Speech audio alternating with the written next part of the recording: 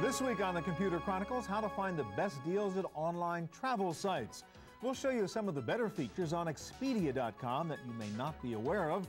We'll talk with the CEO of Travelocity.com and see what's unique about their site. We'll meet Edward Hasbrook, author of the Practical Nomad Guide to the Online Travel Marketplace.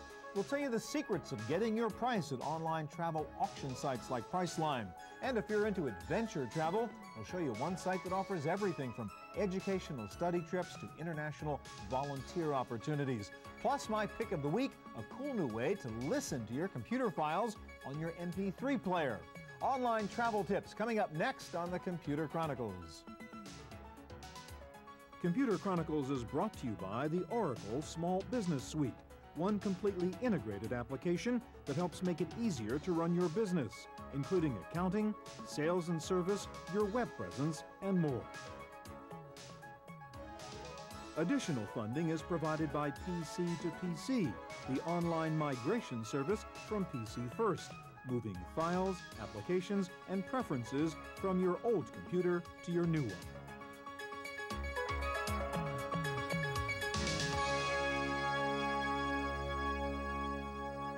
Hi, and welcome to the Computer Chronicles. I'm Stuart Chaffee.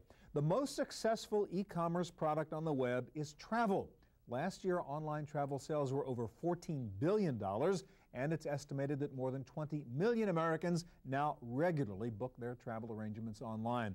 But there are so many travel sites online, there is increasing confusion as to where to go to get the best deal.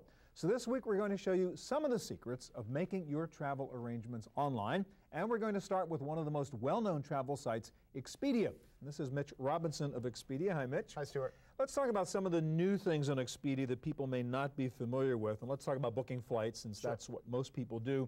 And most people want just the cheapest price. Right. But not all travelers only want the cheapest price. How do you find out other things you're looking for besides just fares? What we want to do is give people the choice and control to look at a number of fares and give them a default search of price, but if other things are important to them, make that easily available for them as well. So you can sort all available trips by other criteria, such as? Sure. Well, let's take a look here. Here's a trip from Boston to Miami, and we're going to take a look at what the flight options are. And again, we'll first show people price, because that's, again, what's most important to people. So it defaults to a price sort. Right. And you can see here, and if you scroll down, you can see a number of different prices, starting with some pretty inexpensive web fares, and then it goes down from there. But for instance, a lot of people like sorting by shortest flights. If you have an infant daughter and you don't want to travel across the country and save $10 on a flight price-wise, you may be willing to... Or if you're a business guy and you just want to get there. You got to get there. So now you can see the prices are different, but now we're sorting by duration. You can see the shortest flight is 3 hours and 20 minutes, and that's very important to people. You can also look at things like departure time. If you want to have that first flight out in the morning because you know there's less delays,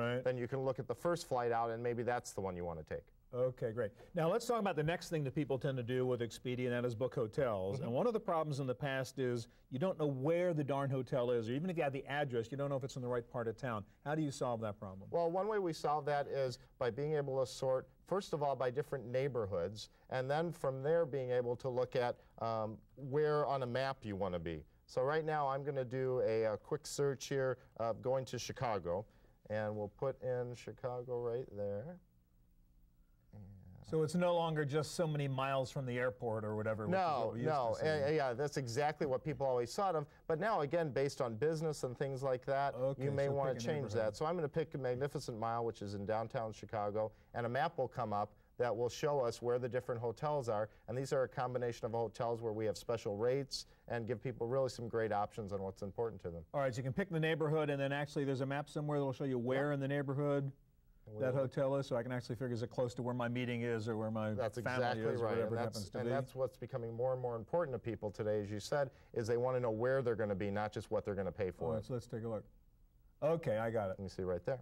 Okay, and all those dots are the different hotels. All right, now the other thing people want to do is put together the whole package. Right. And in the past, people shied away from packages because it restrained what you could do. Right, they thought it was a certain airline or it had to be on certain dates. But you're now actually sort of real-time customizing a package deal for people. Right, where people actually have the choice to determine what's important to them. And here's an example of a vacation package I was looking at earlier where we're going to Orlando. So not only have I picked out the flight I want and the hotel I want, but now we also have destination services. So for instance, if I want to go to Universal Orlando, or I want to go to the Kennedy Space Center So tour. I can book the actual activities at the destination ahead of time on Expedia too? Exactly. Now going back to the package idea though, so you're saying I can get the benefits of a package price, the hotel and the car and the air and all that, but not get just a set package, say this is when I want to go and this is where I want to stay or whatever? You pick the dates. You can even go as far as picking what place you want to stay at. And because so many people come to Expedia, we're able to kind of give a break on price to people through negotiated rates that we have with airlines as well as hotels to combine, give people a greater discount. All right, final question. If I go around to a bunch of different sites, why does Expedia have one set of fares and Travelocity has different fares and Orbitz has different fares? Why are they all so different? Well, the airlines negotiate with different properties based on what we can bring to the table. And right now we're the leading online So you have your website. deals and they have their deals. Right, and we have about 9 million people a month visiting us, so it's in the best interest of the suppliers to work with us. All right, thank you, Mitch.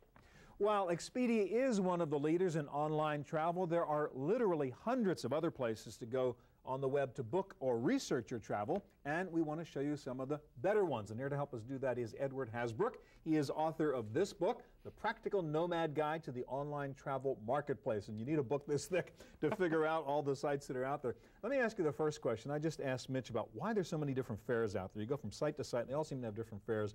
And you point out in your book there's a difference between fares and prices. What do you mean by that?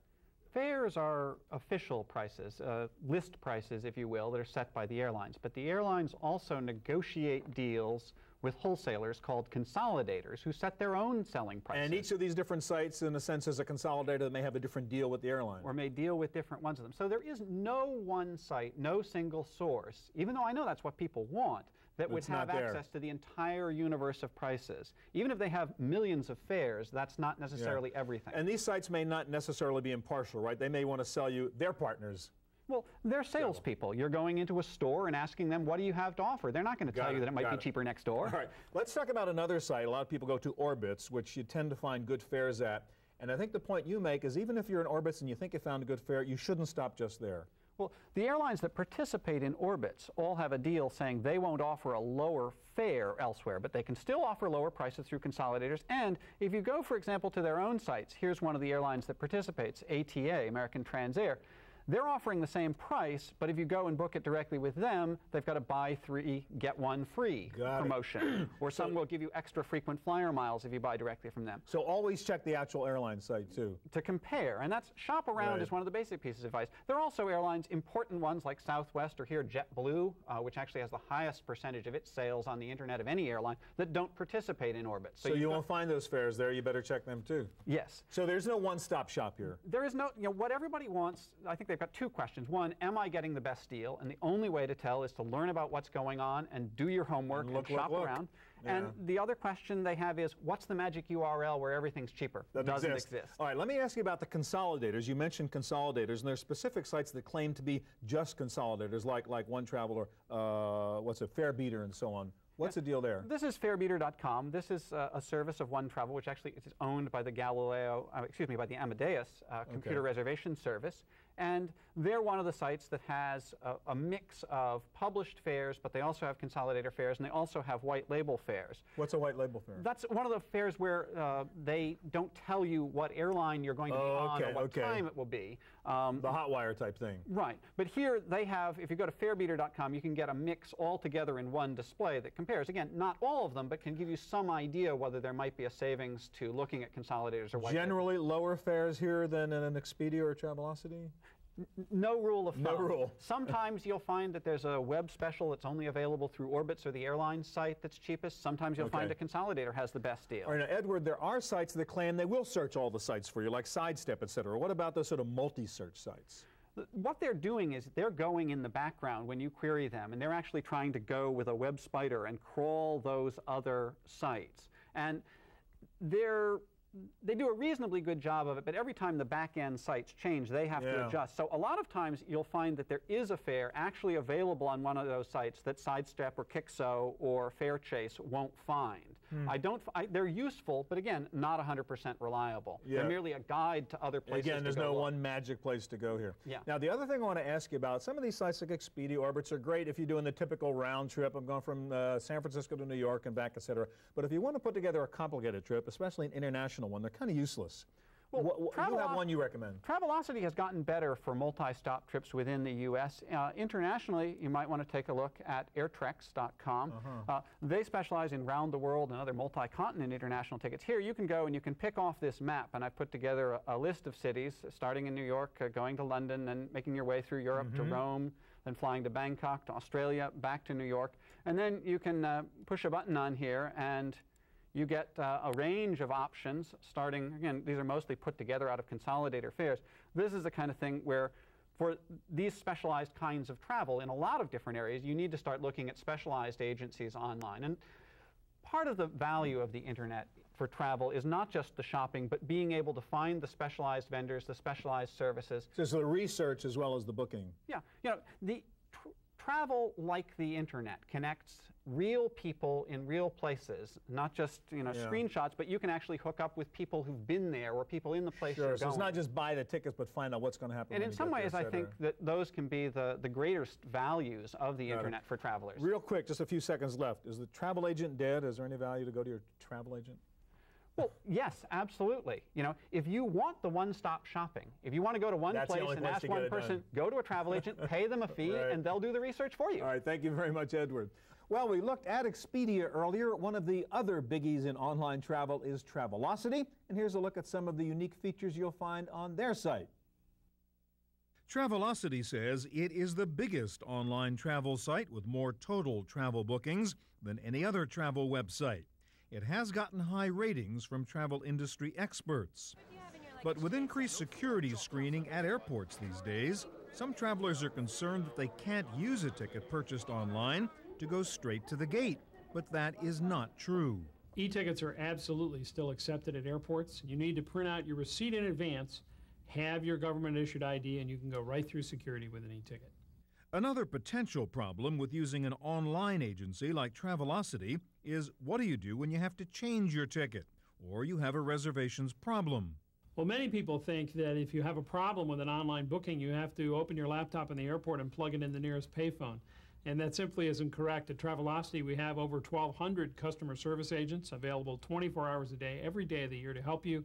Whether it's a change or advice or some problem, just pick up the phone and call. One of the benefits of using an online travel site like Travelocity is that with flight schedules and rules changing so quickly these days, it's often easier to get updated information on your computer than on the telephone. One of the things that's happening this year is that airlines are changing their schedules, they're publishing new rules, things are changing fairly often. So right on the Travelocity homepage, we have a travel alert section that'll give you all the newest facts, what's happening, and you can also, of course, check the schedule and look at when your flight is going to arrive. So all the information is right there on the web. You're not going to get a busy signal as you are in calling the airlines these days. It's a quick and easy way to make sure your plans are all set. In addition to booking airlines, hotels, and car rentals on Travelocity, you can also book vacation packages and cruises. One nice feature on the site lets you compare cruise prices and features side by side, so you can make sure you pick the best cruise for your particular interests. Nearly 30 million people will purchase travel arrangements online this year, and with hundreds of airlines, thousands of hotels, and more than 50 rental car companies out there, it's no surprise that travelers are increasingly turning to one-stop shopping on the web to meet their travel needs.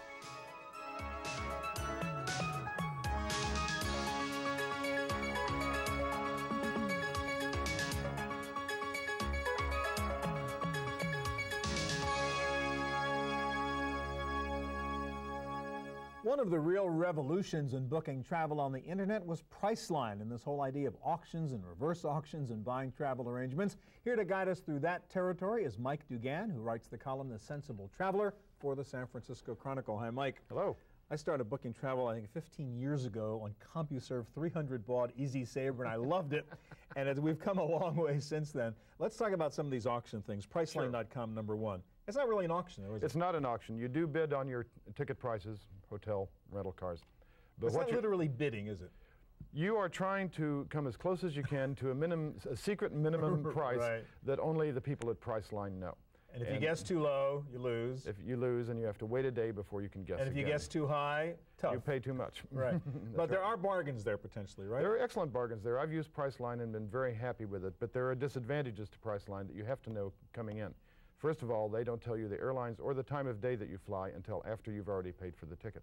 And secondly, once you bought bid has been money accepted, gone.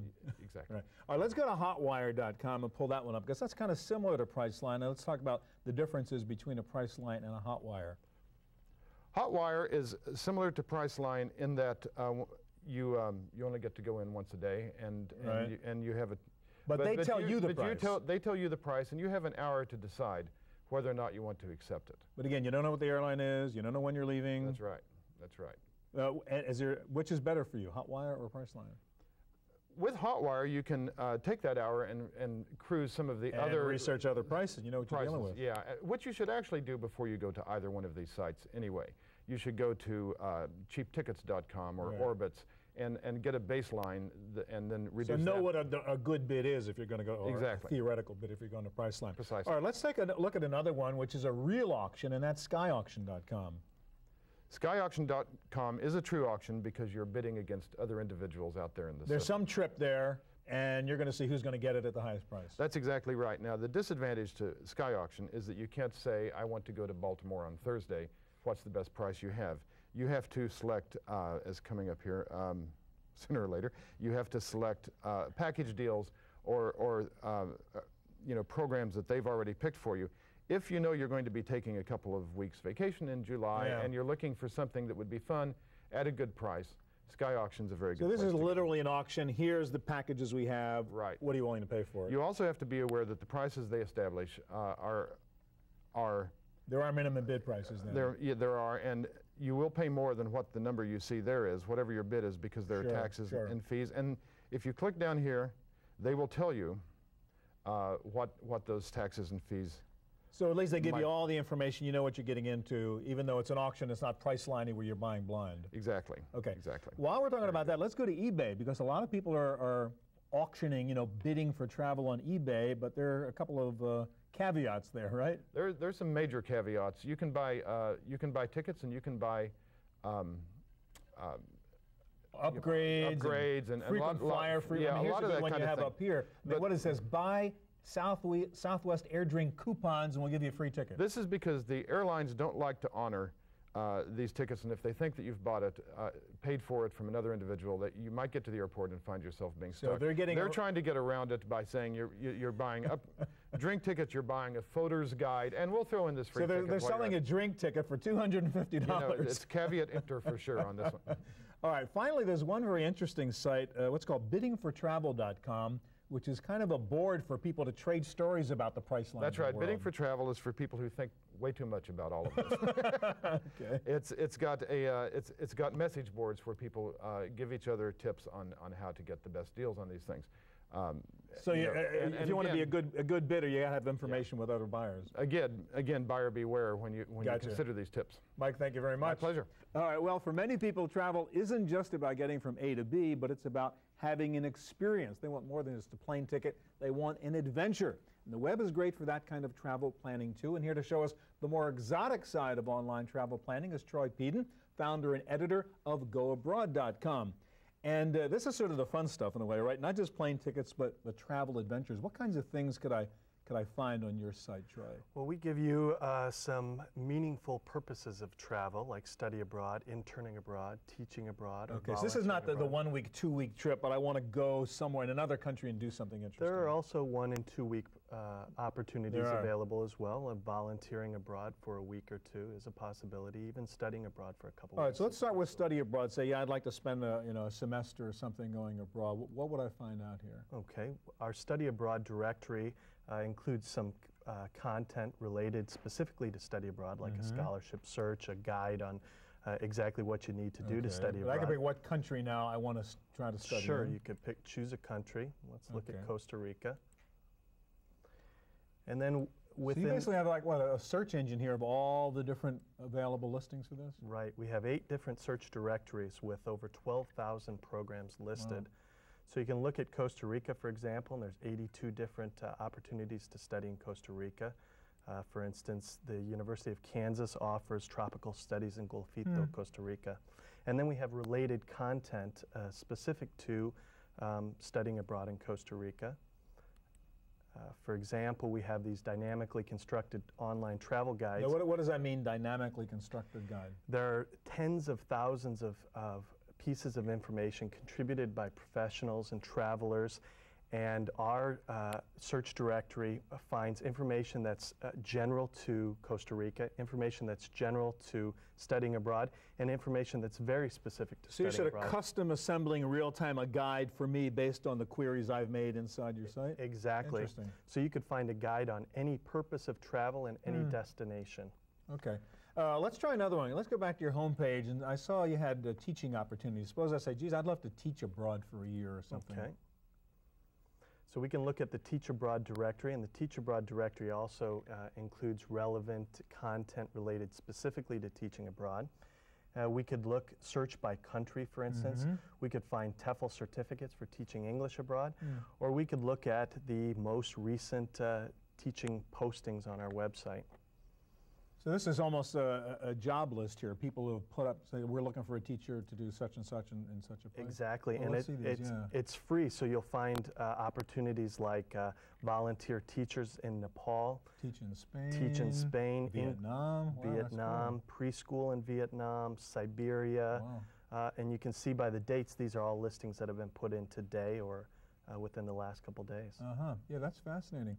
Let's go back to your homepage a second and just see what some of the other choices are there. So you've got interning abroad, volunteering, jobs. What about the eco-adventure business? What's that? Eco-adventure is an alternative to mass tourism. It's eco-friendly opportunities to travel. We began in the university setting, so a lot of our content is geared towards college students, but we also have visitors from all ages looking for volunteering. Okay. So your background in this, I mean, it's an interesting story how you get into goabroad.com. I mean, you were actually doing this stuff at the University of Colorado, right? I was the study abroad coordinator at the University of Colorado at Denver, and there wasn't, this type of resource wasn't available. There were some print guides that had gone out of print, and so we kind of created this out of need, and it grew. And yeah. Now, is it basically links? Is that what you're doing here to other places? It's links and listings and email connections to providers around the world. So if you want more than just buying a plane ticket or booking a hotel, you want to have some great international adventure, it's goabroad.com. Absolutely. You can buy plane tickets as well, but we give you the what to do once you get there. Sure, thank you very much. Thank you, Stuart. Okay. Well, that's it for our look at online travel, but don't go away. Next up is my pick of the week, a cool way to listen to your computer while you're traveling. We'll be right back.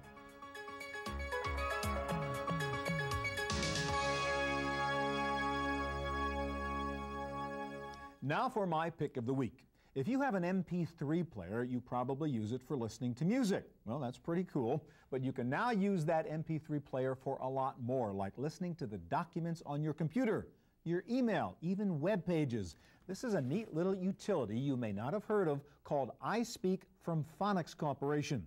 What this program does is convert any text file into an MP3 file. Here's how it works. Just call up any file on your computer, make sure it's converted to a text file, then load it into the iSpeak console. If you want to listen to the file now, just hit play. Hi and welcome to the Computer Chronicles. If you want to record the file as an MP3, just hit the record button. To adjust the record properties, you open up this Properties Control panel. To adjust the voice quality, open the Properties panel where you can make changes or create a new custom voice. You can automatically set up iSpeak to load in your emails into its playback console, and it comes with a user dictionary so you can add proper nouns or complicated technical terms and teach the program how to pronounce them. You can even put iSpeak into keyboard mode so that it will read back to you everything you type. My name is Stuart Sheffield. All right, iSpeak sells for $49. It's simple to operate. It does not even have a manual. That's it for this week's edition of Computer Chronicles. Thanks for joining us. Any questions about anything you saw on this week's show, you'll find the answers at computerchronicles.org. Hope we'll see you here again next time. Computer Chronicles is brought to you by the Oracle Small Business Suite, one completely integrated application that helps make it easier to run your business, including accounting, sales and service, your web presence, and more. Additional funding is provided by PC to PC, the online migration service from PC First, moving files, applications, and preferences from your old computer to your new one. Next week on the Computer Chronicles, how to fight spam. We'll show you some anti-spam tools that are already on your computer. You're probably not using them. We'll tell you about some effective anti-spam applications that you can download. We'll look at some of the possible consequences of replying to spam, like identity theft or child abuse. We'll show you MailShell, an intelligent email system that lets you customize your inbox to avoid spam. And another form of spam, pop-up ads. We'll tell you how to get rid of them. Plus, my pick of the week, a cool new way to get broadband access without wires. Fighting spam, coming up next week on the Computer Chronicles.